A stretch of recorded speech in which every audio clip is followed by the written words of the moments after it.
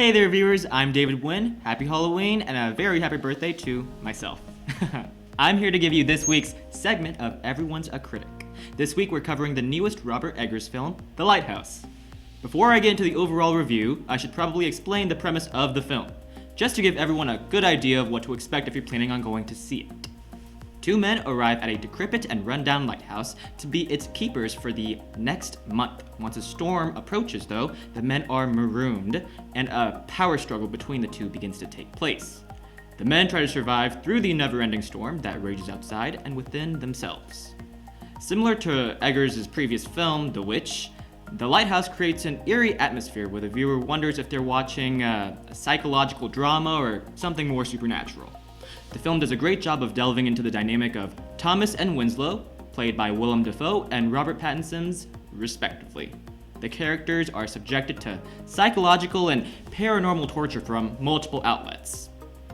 The seagulls that surround the small island begin to taunt Pattinson's character and go as far as tainting the well from which the men get their drinking water from. The men are therefore made to drink strictly alcohol, as they have no source for clean drinking water. And a mysterious mermaid figurine begins to slowly drive Pattinson's character to deviancy and chip away at his sanity. Now that I've summed up the plot, hopefully without giving away any spoilers, I'll tell you guys what I thought about the film. I went in with high hopes, and the film did meet them, to an extent. I loved the lighting and the direction, and I loved Eggers' decision to film in square aspect ratio and have it all in black and white. If the visuals are enough to give this film its due Oscar nominations, then everything else will. The score was amazing. Mark Corvin did an amazing job. There was never a slow moment, and every scene felt like it served a purpose. I enjoyed both Pattinson and Dafoe's performances, particularly Dafoe's. His inflection of every line and his jaunty singing fully immersed the viewer into the era of the film. I've noticed Eggers manages to do this with every film he directs. He brings the viewer to the time period as opposed with bringing the time period to the viewer. It doesn't feel forced. It doesn't care if you understand every line or every character. It's borderline overwhelming. It is in a good way overwhelming, I could say. Now, I'd like to get into what I didn't particularly like about the film. It's a lot to take in. It doesn't allow the viewer to fully be aware and take in what they're watching, and the dialogue, the dialogue, it's just so distracting. Like I said earlier, it's overwhelming.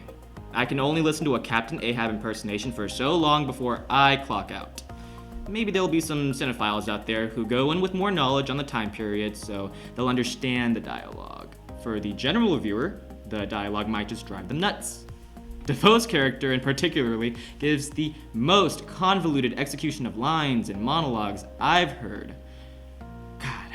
But for movie lovers, film majors, or anyone that has seen Mulholland Drive, for example, imagine what that movie did to the idea of a plot, and apply that to The Lighthouse's idea of dialogue. In the end, both had the same effect on me. Left me confused and somewhat unsatisfied. Now, this shouldn't discourage anyone from seeing the film. It was a visual work of art. Everything about it should be appreciated. It just might not be appreciated by everyone on its first viewing. Now, I'm not sure if this next point I'm about to make is a spoiler, but I'll still give you the heads up. Many people have been saying the film plays a lot on the mythos of Prometheus. The legend basically says that Prometheus was a titan that stole fire from the gods and gave it to mankind, and as punishment for doing so, the gods had him chained to a cliffside to be eaten by vultures. Not a pretty sight. Now that I've fully grasped the film, I can kind of make this connection. The entirety of the movie played off of Pattinson's character being lured by the idea of seeing what's inside the light itself. Dafoe's character tells him it's off limits. A direct play on Prometheus, the gods, and the flame he stole from them. It's a very subtle analogy. It's only when Pattinson sees supernatural occurrences happening in the lighthouse that his suspicions drive him to hallucinations and even physical violence. These instances make the movie that much more mysterious and inventive. Overall, I did like the film. It was fun to watch, but some scenes were rather hard to stomach. The film does require some further analysis from its initial viewing, but if the reason you go to see movies is to research the movie instead of watch the movie, this one delivers.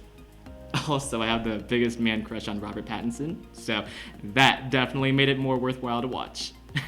If you liked what you saw, check out more of our content on mutv.missouri.edu or tweet us at E23News.